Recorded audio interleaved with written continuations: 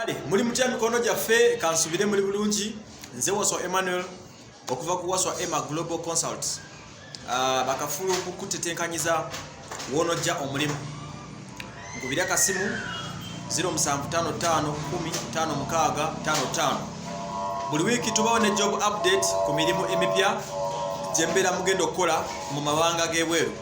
Abawala nkyabeetagira ddala abawala bakola mu nnyumba abakola mu biyumba ba Maids tubeetagira ddala nga bw'okiwulira buli wiiki tuba tubeetaaga njagala abawala 50 neno wiiki buli wiiki tubako n'omwendo gwe twetaaga. Alina passport oli wankizo nnyo gwe kasoba ne passport kuba bakuba essimu nga togendako wantu wonna.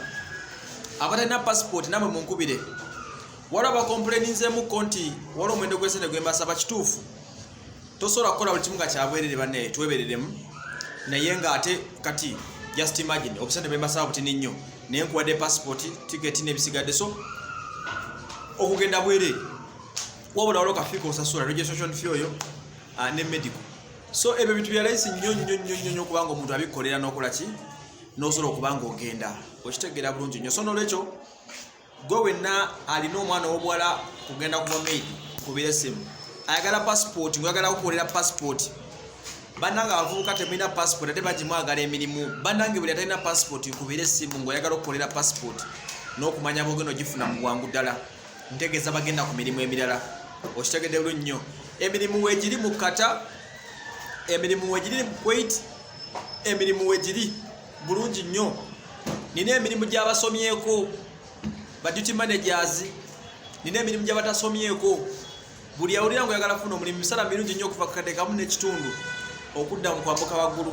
Njagala bakeyateeka e Saudi ng'oli muwala nga gwe toyagala kukola mu kiyumba ng'oyagala bakeyateeka nkubira essimu akaseera kagendamu katini nnyo ogende okole mu malwaliro ng'okwasaganyizaako abasawo mu kulabirira abalwadde n'ebisigadde nkubira essimu. Abaana baffe tebalwawo ku lujja batambula mangu oba munfuna bulungi nnyo wabali ku nsonga y'e Poland ka VIP mukamanyi ako kaffe tujja tukadiscussingamu mu VIP section wali abakomplaininga nange ku WhatsApp banaye temukomplaininga nnyo ngezaako kubaddamu ngezaako okuteeka tiimu egenda okukola ku bintu bya kasoma ke yeeyo naye ate abasinga mbeera mwagala kugenda nange oluusi. So n'olwekyo